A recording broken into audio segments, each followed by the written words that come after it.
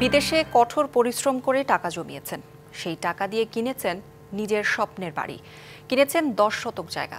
কিন্তু দেশে ফিরে সেই বাড়িতে পা রাখার সুযোগটুকু পাচ্ছেন না সাদিকুল ইসলাম নামের এক বাহরাইন প্রবাসী।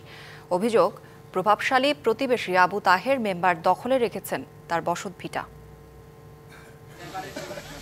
ব্রাহ্মণবাড়িয়ার বিজয়নগর উপজেলার চর ইসলামপুর ইউনিয়নের মাধবপুর গ্রামের ঘটনা। চলতি বছরের এপ্রিল মাসে বাহরাইন প্রবাসী সাদেকুল ইসলাম ওই বাড়িটি স্থানীয় জনপ্রতিনিধিদের মাধ্যমে কেনেন।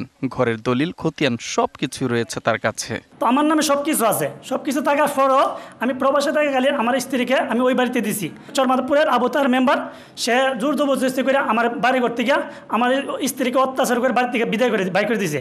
অভিযোগ রয়েছে, আবু তাহের শুধু গেটে তালাই দেননি, বরং ভেতরে থাকা জিনিসপত্র বাইরে ফেলে দিয়েছেন এবং ভুক্তভোগীর পরিবারকে বাড়িতে গেলে হামলার হুমকি দিয়েছেন। শাইনি চুলে এখন হবে সব হেয়ারস্টাইল। সিল্কোর দ্বিগুণ শাইনি চুল প্রতিদিন।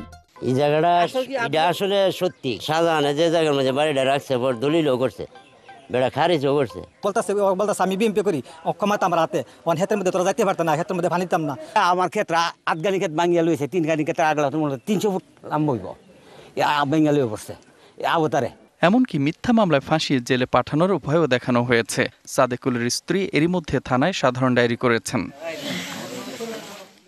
তবে অভিযুক্তের দাবি, জমি ও বাড়ি তিনি কিনেছেন এবং ভোগ দখল করছেন।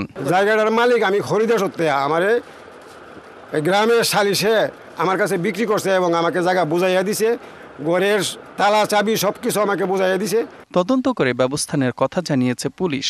চর ইসলামপুরের অভিযোগ গ্রহণ করেছি আমরা, ওই এসআই নাপিত যেটা তদন্ত করতেছেন, তদন্তপূর্বক আইনগত ব্যবস্থা গ্রহণ করা হবে। বিদেশে কষ্ট করে উপার্জন করা অর্থে কেনা বাড়ি বুঝে পেতে আকুতি জানিয়েছেন সাদিকুল। DBC news desk.